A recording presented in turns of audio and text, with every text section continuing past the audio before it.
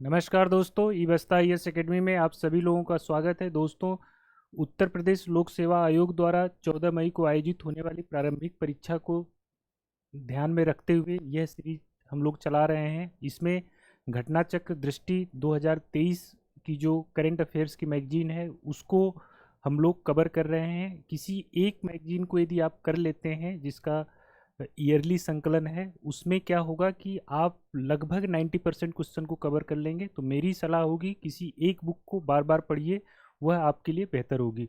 दोस्तों, इस टॉपिक आज हम लोग जो है आर्थिकी परिदृश्य को देख रहे हैं। आर्थिक परिदृश्य घटना चक्र का जो करंट अफेयर्स है उसके आर्थिक परिदृश्य को देख रहे हैं। इसका एक पार्ट हम लोग कर चुके हैं जिसमें राजकोषीय घटनाक्रम को हम लोगों ने देखा।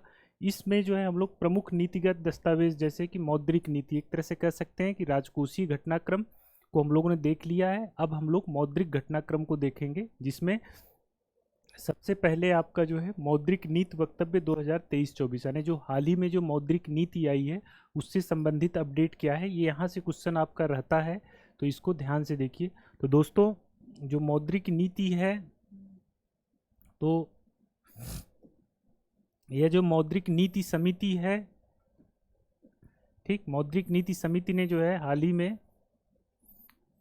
आपका जो है मौद्रिक नीति को जारी किया है। तो मौद्रिक नीति समिति के बारे में आपको फंडामेंटल्स पता होना चाहिए कि मौद्रिक नीति समिति जो है इसमें जो है 3 RBI के और 3 गवर्नमेंट के जो है मेंबर होते हैं इस समिति में, ठीक। तो इसका जो अभी वक्तव्य आया है, तो इसमें ये ध्यान रखिए कि जो ये है CRR है, SLR है, रेपो है, रिवर्स रेपो है या SDF है, तो इन सब का बेसिक आपको पता होना चाहिए। क्लियर है? तो जैसे CRR क्या होता है, जैसे CRR जो है 4.5 है, तो CRR क्या होता है, वो पैसा जो बैंकों को RBI के पास रखना होता है। SLR क्या होता है, ये जैसे 4.5% है, तो इसी तरह से SLR 18% है, तो ये 18% बैंकों को अपने पास रखना पड़ता है, ठीक। तो ये इसको आप जो है फ्लो में नहीं ला सकते हैं, जैसे लैंडिंग वगैरह में इसको उधार जो देते हैं लोन वगैरह उसमें नहीं दे सकते हैं, इसको आपको सुरक्षित रखना पड़ेगा, ठीक। अब इसमें जो इम्पोर्टेंट है देखिए कि रेपो रेट, यानी रेपो रेट क्या होता है, जैसे रेपो रेट 6.50 है, ठीक है। तो ये जो एक तरह से क्या है आपकी पॉलिसी रेट या नीतिगत दर है, ठीक है। अब ये इसी से और सब दरें निर्धारित होंगी, ठीक है। इस बार ये जो है ये SDF जो है कि ये नया नया रेट है, ठीक, नया रेट है, तो ये आपके लिए इम्पॉर्टेंट हो जाता है, ये आपको पता होना चाहिए। रेपो जो है, तो रेपो क्या होता है, रेपो रेट वो रेट होता है जिससे जो है RBI क्या करती है, बैंकों को उधार देती है, यानी RBI पैसा देती है किसको, बैंकों को। माने कि RBI से जब बैंकिंग सेक्टर में यानी बैंकों में, वाणिज्यिक बैंकों में आदि में पैसा जाएगा, तो उससे क्या होता है, मार्केट में जो है मनी का फ्लो, लिक्विडिटी मतलब जिसको कहते हैं, तरलता जो है क्या होगी, बढ़ जाती है। जब तरलता को कंट्रोल करना होता है तो रेपो का जस्ट उल्टा रिवर्स रेपो होता है। तो रिवर्स रेपो में क्या होता है, RBI बैंकों से पैसा लेता है, ठीक, रेपो में देता है और रिवर्स में RBI लेता है, ठीक है। तो ये मतलब ये दोनों आपको डिफरेंस पता होना चाहिए। लेकिन अब क्या हुआ है, एक SDF यानी स्थायी जमा सुविधा दर या स्टैंडर्ड डिपॉजिट जो है स्टैंडिंग डिपॉजिट फैसिलिटी, ठीक है। तो ये मतलब कुल मिला के स्थायी जमा सुविधा दर एक नया रेट आ गया है। ये जो क्या किया है, रिवर्स रेपो का स्थान एक तरह से मोटा मोटा कह सकते हैं, रिवर्स रेपो के जगह पर ये यूज होगा। अब इसमें आपको पता होना चाहिए कि SDF और जो है रिवर्स रेपो में, इन दोनों में क्या अंतर है। तो दोस्तों, जो रेपो और रिवर्स रेपो हैं, तो इसमें जो है क्या, कोलेटरल, एक तरह से जैसे कि आप बैंक से लोन लेते हैं तो उसकी जगह पे आप कुछ मतलब अपने कोई संपत्ति जो है एक तरह से उसके पास उसके कागजात वगैरह रखते हैं। तो उसी तरह से जब ये बैंक जो होते हैं, जब ये RBI से पैसा लेते या देते हैं, तो उसके लिए जो सरकारी प्रतिभूतियाँ होती हैं उनकी जो है लेन देन आपस में होती है, ठीक। तो अब जो है क्या है, ये जो SDF है, यानी SDF करने का मतलब कि ये जो है कोलेटरल फ्री होगा, ठीक, यानी इसके लिए ये क्या होगा, कोलेटरल फ्री होगा। मतलब कि RBI जब बैंकों से पैसा लेगी, मान लीजिए उनसे जमा करवाएगी, तो उसके बदले में अपने यहाँ से कोई सरकारी प्रतिभूति उनको नहीं देगी, ठीक है। तो ये कुल मिला के एक ये डिफरेंस है। ये जो है अब रेपो है, रेपो के और रिवर्स रेपो की जगह SDF यानी स्थायी जमा सुविधा दर जो है ये लाया गया। अब इन दोनों में डिफरेंस कितना है, मान लीजिए ये 6.5 है तो ये 6.25 है, यानी रेपो से ये हमेशा कम होगी। ठीक, रिवर्स रेपो खत्म नहीं हुआ है, वो भी रहेगा। ये मतलब जो है उसके मतलब स्वेच्छा पे निर्भर करता है कि आरबीआई कब रिवर्स रेपो का यूज करता है कब नहीं करता है। ठीक है, तो ये एसडीएफ मतलब क्या हो गया, ये भी एक तरह से रिवर्स रेपो की तरह ही है। क्लियर है, तो ये कॉन्सेप्चुअल है। यहाँ पर यूपी में क्वेश्चन पूछेगा कि नहीं पूछेगा, लेकिन यूपीएससी में एकदम 100% इस कॉन्सेप्ट पे पूछेगा, इस एसडीएफ पे। यूपी में भी पूछ सकता है ये बेसिक मीनिंग क्या है इसकी एसडीएफ की। अब ये एसडीएफ के बारे में समझ जाइए कि ये जो है ये आपकी जो है कमेटी 2014 में उर्जित पटेल जो कि जो है आरबीआई के पूर्व गवर्नर रह चुके हैं, इनकी अध्यक्षता में एक कमेटी बनी थी। उसने जो है स्थायी जमा सुविधा दर यानी एसडीएफआर का जो है सिफारिश की थी। तो उसको जो है आप जो है अप्रैल 2022 में इसको आरबीआई ने जो है इसको क्या किया है, स्वीकार कर लिया है। तो ये एसडीएफ वाला ये इसलिए ये सेक्शन इंपॉर्टेंट हो जाता है आपके कॉन्सेप्ट के पॉइंट ऑफ व्यू से। तो इस सेक्शन में मौद्रिक नीति से जो क्वेश्चन आता है वहाँ से आपको repo rate, reverse repo rate, CRR, SLR, है ना, इनकी बेसिक मीनिंग जो है पता होनी चाहिए। रिवर्स रेपो को बढ़ाएंगे तो क्या होगा, रिवर्स रेपो का रेट माने कि इंटरेस्ट रेट आरबीआई जो बैंकिंग सिस्टम के अन्य संस्थाएं उनको पैसा ज़्यादा देगी। मतलब वो कोई कमर्शियल बैंक जैसे मान लीजिए पंजाब नेशनल बैंक जो है आरबीआई के पास पैसा जमा करेगा तो उसको जो इंटरेस्ट मिलेगा वो होता है आपका ये एसडीएफ होगा। ठीक है, तो जितना ये ज़्यादा होगा, एसडीएफ ज़्यादा होगा तो क्या होगा, बैंक जो है अपना पैसा आरबीआई के पास जमा करेंगे तो उससे मार्केट में लिक्विडिटी क्या हो जाएगी, कम हो जाएगी। ठीक है, तो ये लिक्विडिटी, ये तरलता को कैसे जो है आपके रेपो, रिवर्स रेपो, ये सब जो है या सीआरआर, एसएलआर कैसे प्रभावित करेंगे ये आपको पता होना चाहिए। तो इसमें ये रेट पता आपको हो जाए। ठीक, और तो ये दोनों तो ठीक है, 18 4.5, रेपो 6.5, इससे ये कम होगा तो 6.25। ठीक है, तो ये इतना है, आप यहाँ पे कर लीजिए।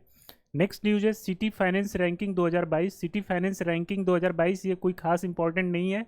ये कुल मिला के ये इसका एक पोर्टल जो है www.cityfinance.in, मतलब कि अब जो है इस पोर्टल के माध्यम से जो है मतलब कुल मिला के जो ये देश भर के शहरी स्थानीय निकाय हैं अब पूरी तरह से डिजिटल और 100% पेपरलेस प्रक्रिया के माध्यम से इसमें भाग ले सकते हैं। ठीक है, तो ये एक तरह से ये पोर्टल है। ठीक, कुछ खास नहीं है इसमें। अब देखिए भारत का पहला म्युनिसिपल बॉन्ड इंडेक्स, ये आपका इम्पोर्टेंट हो सकता है। ठीक, तो पहला म्युनिसिपल बॉन्ड इंडेक्स जो है कुल मिला के जो है कि जो ये आपके होते हैं नगर निकाय होते हैं, नगर निगम होते हैं, वो जो बॉन्ड जारी करते हैं तो उससे रिलेटेड जो है इंडेक्स बनाया गया। इसको बनाया है एनएससी ने जो है। ठीक, एनएससी इंडीज लिमिटेड, यानी इसका जो नाम रखा गया है municipal bond index, Nifty India municipal bond index. ठीक, Nifty India municipal bond index. ठीक, तो इसको किसने लॉन्च किया है, तो एनएससी ने। ठीक है, ये इतना बस आप याद रखिए ये, और इसमें कुछ खास न्यूज़ इसमें कुछ नहीं है, इतना आपको पता है तो मोर देन सफिशियंट है। ठीक, नेक्स्ट देखिए Paytm payment bank UPI light launch करने वाला पहला बैंक। ये भी आपसे पूछा जा सकता है, यूपी में इस तरह के क्वेश्चन पूछे जाते हैं। तो पहला यूपीआई लाइट लॉन्च किसने किया है, तो पेटीएम पेमेंट बैंक ने किया है। ठीक, ये यूपीआई लाइट क्या है, इसमें कुल मिला के जो छोटे ट्रांजेक्शन होते हैं, ठीक, 100-200 रुपये के, ये ट्रांजेक्शन आप बिना पिन दर्ज किए, बिना इंटरनेट के इसके माध्यम से कर सकते हैं। ठीक है, नेक्स्ट न्यूज़ आपकी जो है उत्कर्ष 2.0 जो है ये कुछ नहीं है। इसमें ऐसे देख लीजिए भारतीय रिजर्व बैंक के गवर्नर शशिकांत दास द्वारा 23 से 25 की अवधि के लिए मध्यम अवधि कार्यनीति रूपरेखा, है ना, मीडियम टर्म स्ट्रेटजिक फ्रेमवर्क जो है उत्कर्ष 2 जो है का लोकार्पण किया। ठीक, 19 उत्कर्ष 1 19-22 की अवधि के लिए 19 में ये प्रोग्राम चला था, ये खास नहीं है कुछ। उत्कर्ष मिशन का प्रोत्साहित करने का जो मेन है कि मूल्य एवं वित्तीय स्थिरता के संदर्भ में भारतीय नागरिकों को आर्थिक एवं वित्तीय कल्याण। ठीक है, नहीं पूछेगा ये। इंडिया स्किल रिपोर्ट, ये इंपॉर्टेंट है, इसको देख लीजिए, इंडिया स्किल रिपोर्ट।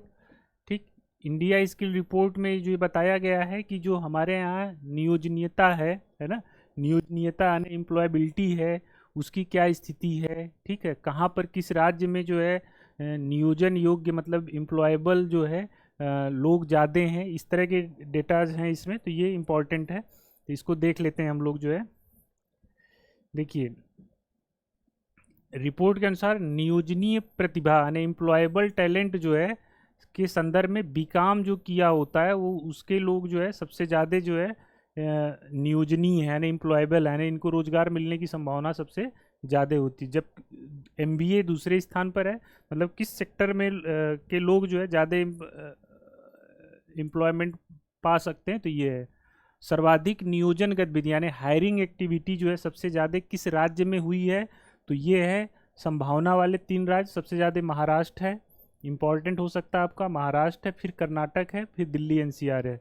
कोई बात नहीं। उच्चतम नियोजनीयता यानी हाईएस्ट एम्प्लॉयबिलिटी यानी कहाँ पर उच्चतम नियोजनीयता यानी कि जहाँ पर हाईएस्ट, जहाँ की जनसंख्या ज़्यादा होगी, तो यूपी की जनसंख्या ज़्यादा है, तो यहाँ पर नियोजनीयता सबसे ज़्यादा कहाँ, एम्प्लॉयबिलिटी सबसे ज़्यादा उत्तर प्रदेश में, देन महाराष्ट्र, ठीक है।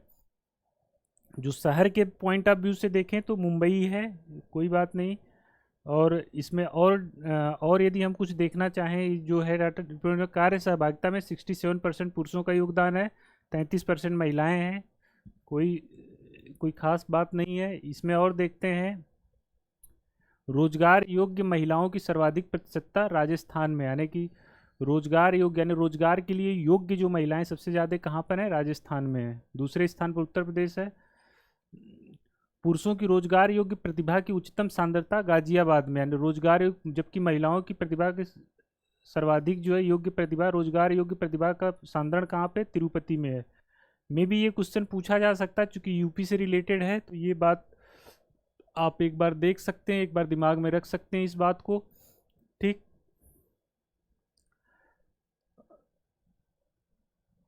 बेंगलुरु सबसे पसंदीदा शहर रहा है लोगों के लिए, महिलाओं की नियोजन पुरुषों की तुलना में क्या, कोई बात नहीं। ये अब ये देख लीजिए, ये ये डेटा इंपॉर्टेंट है। मातृ मृत्यु दर यानी मैटरनल मोर्टेलिटी रेशियो जो है एमएमआर में गिरावट दर्ज की गई है। क्या गिरावट दर्ज की गई, ये डेटा ऐसा है, इसको आप हमेशा के लिए याद कर सकते हैं। आप प्री मेंस, मेंस में आंसर राइटिंग में, एस्से में इन डेटाज का यूज कर सकते हैं। इससे आपकी जो है आपका मतलब उसको जो भी आप आर्गूमेंट दे रहे होते हैं उसको जो है जस्टिफाई कर ले जाते हैं इन आंकड़ों से। बहुत यूज होने वाला आंकड़ा है। तो क्या है, जो मैटरनल मोर्टेलिटी रेट है ये 14 से 16 के बीच, 14-16 में 130 130 प्रति लाख जीवित जन्म पर, मतलब जो है 130 माताओं की जो है क्या हो जाती थी, मृत्यु हो जाती थी।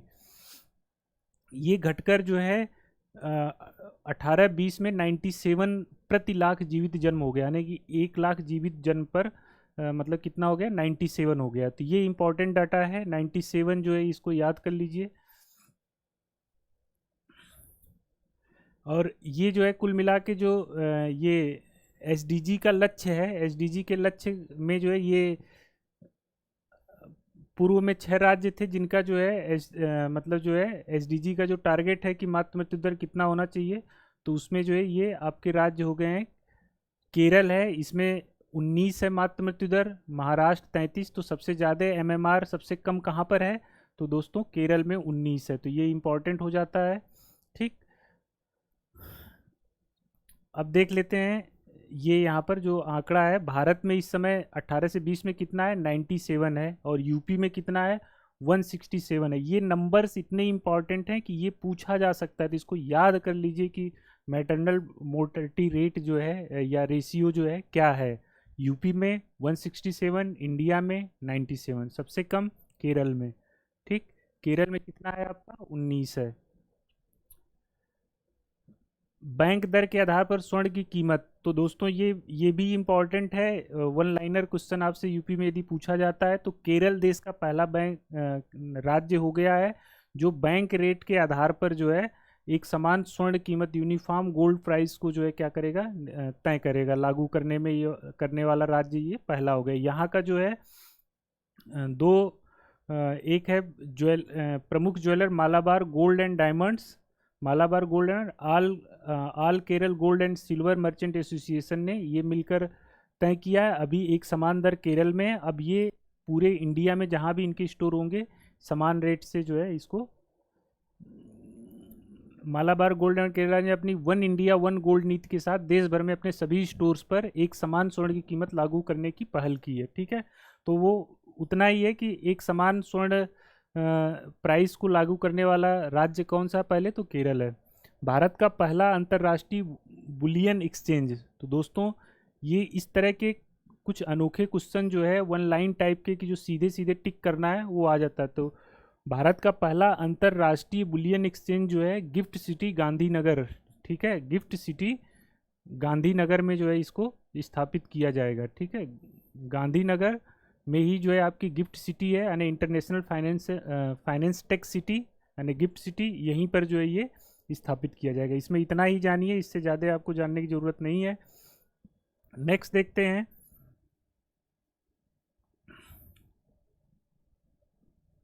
नमूना पंजीकरण प्रणाली सांख्यिकी रिपोर्ट। ये फिर से इम्पॉर्टेंट हो जाता है। ये इस तरह के कुछ कुछ डेटा हैं जो बहुत इम्पॉर्टेंट होते हैं। यहाँ पर आप जब बुक में पढ़ेंगे तो थोड़ा सा एक मिस्टेक है, उसको हम लोग सुधार लेंगे। जैसे यहाँ पर आप देखिए कि वर्ष 2020 के दौरान राष्ट्रीय स्तर पर जो क्रूड बर्थ रेट यानी अशोधित जन्म दर, ठीक, तो ये 19.5 है। इंडिया लेवल पर आप देखें तो 19.5 है। ये डेटा इतने इम्पॉर्टेंट है कि इसको आप हमेशा के लिए, मतलब जब तक आप इस प्रिपरेशन की प्रक्रिया में गुजर रहे हैं तो इन डेटाज को, ये कुछ ऐसे हैं जिनको याद कर सकते हैं। ठीक, तो अशोधित जन्म दर जो है इंडिया लेवल पर कितनी है, 19.5।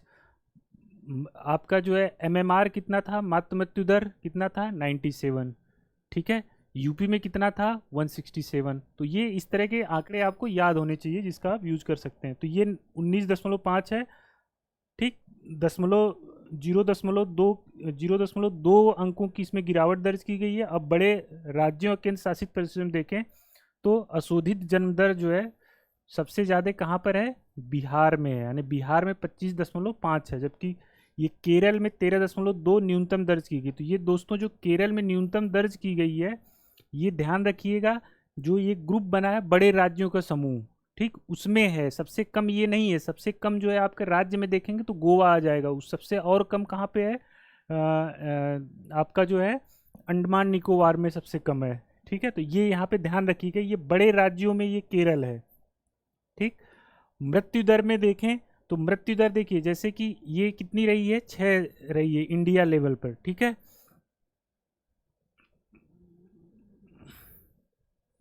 और सबसे ज़्यादा जो मृत्यु दर 7.9 पाई गई है वो कहाँ पर है, छत्तीसगढ़ में है। ठीक, तो जन्म दर सबसे ज़्यादा कहाँ पर है, बिहार में। मृत्यु दर सबसे ज़्यादा कहाँ पर है, छत्तीसगढ़ में। जन्म दर सबसे कम किस में है, तो बड़े राज्यों में केरल है, लेकिन यदि राज्य ऐसे देखेंगे तो राज्य गोवा आ जाएगा, और राज्य और केंद्र शासित दोनों को मिला देंगे तो फिर अंडमान आ जाएगा। इसको अभी हम लोग क्लियर करते हैं। तो सबसे ज़्यादा मृत्यु दर कहाँ पर देखी गई है, छत्तीसगढ़ में।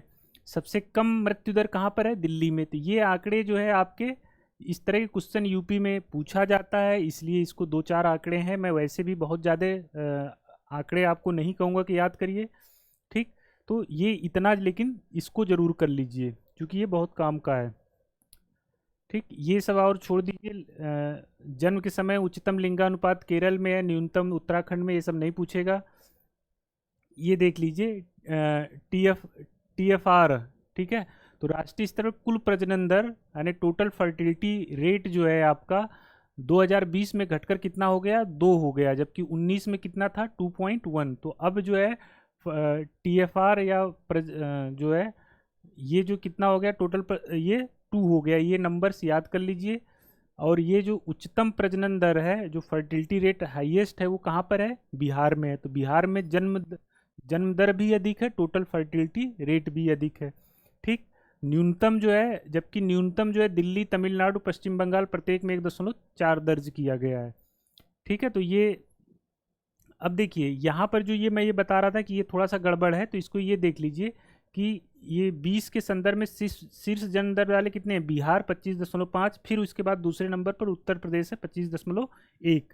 इसी संदर्भ में देखें यदि न्यूनतम जन्म दर वाले, तो केंद्र शासित प्रदेश राज्य और इसमें केंद्र शासित देखें तो अंडमान निकोबार में कितना है 10.8, गोवा है आपका 12.1, नागालैंड है 12.5, त्रिपुरा 12.6, चंडीगढ़ 12.9, इधर है आपका केरल जो है कितना है 13.2। तो केरल के 13.2 है। तो एज ए होल सभी स्टेट को एक साथ आने की कंबाइंड रैंकिंग देखें यदि जन्म दर की न्यूनतम वाले में, तो केरल नहीं है, बल्कि कौन आ जाएगा आपका राज्य के स्तर पर गोवा आ जाएगा। ये ध्यान रखिएगा, ये क्वेश्चन आ जाएगा तो दिक्कत हो जाएगी। ठीक, बड़े राज्य दे रहा है, यदि गोवा नहीं है, मान लीजिए ये सब बड़े राज्यों का ही नाम देता है तो फिर केरल हो जाएगा, अदरवाइज गोवा है। ठीक, कंबाइंड रैंकिंग में। आई होप ये आप समझ गए होंगे। इसके लिए आपको थोड़ा सा मैं इस बुलेटिन को आपको दिखा दूं, तो ये देख लीजिए, ये जो मेन जो सर्वे आया था, तो ये बर्थ रेट देखिए इंडिया की 19.5, डेथ रेट 6, और इन्फेंट डेथ रेट मतलब कि जो होती है वो 28 है। तो यहाँ आगे हम लोग देखते हैं, जो ये लिस्ट बता रहा था आपको, ये तो वही एक एक लाइन में लिख दिया है। जैसे मान लीजिए कि जो है the highest birth rate has been observe at 25.5 in Bihar, where as Andaman Nicobar has the lowest birth rate 10.8। मतलब सबसे ज़्यादा जो है बर्थ रेट यानी जन्म दर कहाँ पर पाई गई है, बिहार में। सबसे कम कहाँ पर पाई गई है आपकी, अंडमान निकोबार में। वन लाइन का ये मान लीजिए डाटा हो गया, यही हम लोग चर्चा की है। डेथ रेट जो है छत्तीसगढ़ में has recorded the highest death rate, यानी सबसे ज़्यादा मृत्यु दर कहाँ पर पाई गई है, छत्तीसगढ़ में। Lowest death rate has been recorded in Delhi 3.6। ठीक है, तो ये डाटा हम लोगों ने एक वन लाइन का देख लिया है। इसमें मैं टेबल इन्फेंट जो मोर्टेलिटी है,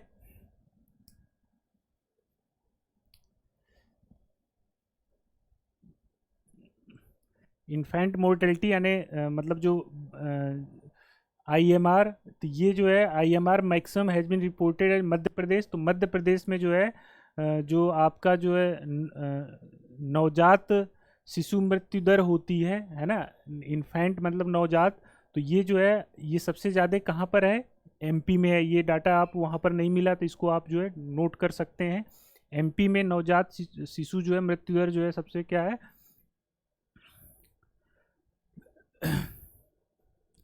लेस देन 1 ईयर, यानी आईएमआर का मतलब होगा कि 1 साल से कम वाले जो बच्चे होते हैं पर 1000 लाइव बर्थ, यानी 1000, मतलब ये आईएमआर जो है पर 1000 मेजर किया जाता है, 1000 पर कितना है। तो ये सबसे ज़्यादा कहाँ पर है, मध्य प्रदेश में 43, और मिनिमम कहाँ पर है, मिजोरम में। तो ये डेटा आप जो है इसको जो है एक पेपर में लिख सकते हैं कि आईएमआर सबसे ज़्यादा कहाँ पर है, सबसे कम कहाँ पर है। ठीक है, इसमें ये देख लीजिए, ये अर्बन और रूरल एरिया का किया, ये नहीं पूछेगा आपसे। ये टोटल ये लिस्ट है इसकी। देखिए यदि हम देखें ये किसकी बर्थ रेट टोटल की, यानी हम इस वाले सेगमेंट की देखें बर्थ रेट, तो यहाँ पर आप देख सकते हैं 13.2 पर जो है कौन है आपका, केरल है 13.2, जिसको हम लोग कह रहे थे। तो ये और जो है ये बड़े राज्य हैं मान लीजिए। ठीक है, केरल मान लीजिए बड़े राज्यों में केरल का जैसे 1 से लेके 21 राज्य दिए हैं बड़े में, तो केरल जो है कितना 13.2 सबसे कम है। लेकिन जब इसी को हम ओवरऑल देखेंगे तो ये यहाँ पर देखिए आपका जो है राज्यों में यूनियन टेरिटरी है, तो इसमें अंडमान जो है 10.8 है सबसे कम। इसके ऊपर यदि हम राज्यों में देखें तो राज्यों में जो है सबसे कम जो है आपका पड़ जाता है गोवा का 12.1। ठीक, देखिए गोवा कितना है राज्यों में 12.1, इससे कम जो है 12.1 से कम जो है कोई नहीं है। तो राज्यों में गोवा आपका सबसे कम हो जाएगा। ठीक, और यदि यूनियन टेरिटरी यानी केंद्र शासित प्रदेशों को लिख लें तो ये 10.8 है अंडमान निकोबार। तो कुल मिला के ये जो यही आंकड़ा जो यदि एक साथ देखें तो स्टेट में गोवा सबसे कम है, जिसकी क्या है जन्म दर। ठीक, अब जैसे इन्फेंट मोर्टेलिटी जो है इंडिया की टोटल कितनी है 28 है। ठीक है, इंडिया की मतलब कि जो आपका नवजात शिशु मृत्यु दर या बाल मृत्यु दर मतलब जो 1 साल से कम है पर 1000 की कितनी है 28। इंडिया की हो गई, ठीक है। और सबसे हाईएस्ट किसकी है, एमपी की है 43, सबसे कम किसकी है, मिजोरम की 3। अब यूपी का देख लीजिए, उत्तर प्रदेश, उत्तर प्रदेश में देख लीजिए ये है आपकी 38, ठीक है। तो ये इस तरह के ये काम जो है क्या हो गया, अलग से हो गया। तो ये जब आप इतना किसी चीज़ पे काम करेंगे तो आपका क्वेश्चन वहाँ पे अल्टीमेटली जो है यदि आ गया तो आप ही का सही होगा, ठीक है। तो इसलिए इस तरह के कुछ काम कर लेना चाहिए, ठीक। ये मतलब कुल मिला के ये जो है इसमें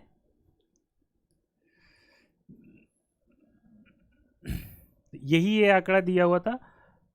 क्लियर है ये बात। अब देख लेते हैं, ये दोनों न्यूज़ लगभग सेम है, इसको आप मैच करा लीजिएगा, ठीक। ये इस वाली को आप जो है केरल वाला जो मैंने रीजन बताया आप समझ ही गए होंगे। अब आगे देखते हैं राष्ट्रीय परिवार स्वास्थ्य सर्वेक्षण 5, ये इसके डेटा भी कुछ इंपॉर्टेंट है तो देख लीजिए। इसमें जो निष्कर्ष है इसका ये देख लीजिए, डायरेक्ट यहाँ पर आ जाइए। जो 5 के मध्य जो है क्या हुआ है, प्रजनन कुल प्रजनन दर प्रति महिला बच्चों की औसत संख्या इसमें जो है 2 हो गई है। ये आपने डाटा तो वहीं पे ऊपर ही देख लिया था।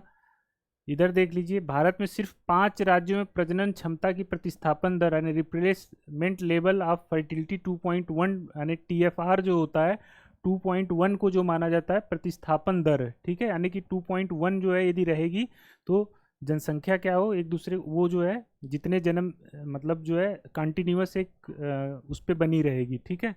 तो 2.1 माना जाता है। इसमें जो है 5 राज्य बिहार, मेघालय, उत्तर प्रदेश, झारखंड और मणिपुर इनकी अधिक है। तो बिहार की कितनी है 2.9 है। अभी हम लोगों ने वहाँ पे भी रेट थोड़ा बहुत अंतर हो सकता है नंबर्स में, लेकिन बिहार सबसे ज़्यादा है, बस हो गया, इतना याद रखिए। देश में संस्थागत जन्म जो है मतलब संस्थागत जन्म का मतलब कि जैसे बच्चों का जो जन्म होता है तो वो क्या है देख रेख में, एक्सपर्ट की देख रेख में हो, ठीक है। तो वो जो है यानी इंस्टीट्यूशनल जो जन्म है वो हो गया 89% हो गया है। मतलब कि 89% जो है लोग कहाँ है संस्थागत जन्म होता है लोगों का, ठीक है।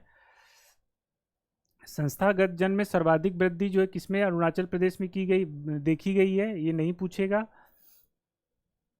ये देख लीजिए, ये एनएफएस 5 में उत्तर प्रदेश के लिए जो कुछ आंकड़े हैं तो कुल आबादी में लिंगानुपात इसके अनुसार जो है 1017 बताया जा रहा है। ये डेटा थोड़ा सा आश्चर्यचकित करने वाला है, तो इसको आप जो है याद रख सकते हैं टोटल, ठीक। इसके बाद जो है इसमें जो है कुल प्रजनन दर यूपी की जो है 2.4 है। ये क्या है आपका स्वच्छ ईंधन यानी स्वच्छ ईंधन खाना बनाने हेतु का उपयोग करने वाले परिवार में 49.5% जो है लोग यूपी के क्या करते हैं स्वच्छ ईंधन यानी कि जैसे आपका एलपीजी वगैरह का यूज करते हैं, ठीक है। तो ये इसमें और कुछ खास नहीं है, इतना बहुत है। Reserve bank innovation hub, reserve bank innovation hub जो है ये कहाँ पर खोला गया है, ये बेंगलुरु में जो है इसका बेंगलुरु में ये रिजर्व बैंक इनोवेशन हब जो है का उद्घाटन शशिकांत दास जी ने किया, आरबीआई के जो गवर्नर हैं। ये आपसे हो सकता है वन लाइनर किसी फैक्ट में पूछा जाए। इस हब का संचालन एक स्वतंत्र बोर्ड के माध्यम से किया जाएगा। इसके पहले अध्यक्ष के रूप में सेनापति कृष्ण गोपाल कृष्णन को नियुक्त किया गया है। तो नाम देख लीजिए, नाम देखने में क्या जाता है, मे भी हो सकता है कुछ पूछेगा नहीं, हो सकता है मे भी फिर भी पूछ लिया जाए। तो दोस्तों ये हम लोगों ने आज जो है लगभग जो है जितनी भी नीतिगत रिपोर्ट या ये सब रही हैं इस पर चर्चा की। नेक्स्ट टॉपिक में हम लोग जो है आर्थिक परिदृश्य 2023 पर में जो है हम लोग एग्रीकल्चर और इंडस्ट्री पर चर्चा करेंगे। आई होप ये वीडियो आपके लिए काफ़ी फ़ायदेमंद होगा, आपकी तैयारी को, आपकी प्रिपरेशन को एक धार देगा। और नेक्स्ट वीडियो में हम लोग फिर से मिलते हैं, तब तक के लिए धन्यवाद, थैंक यू।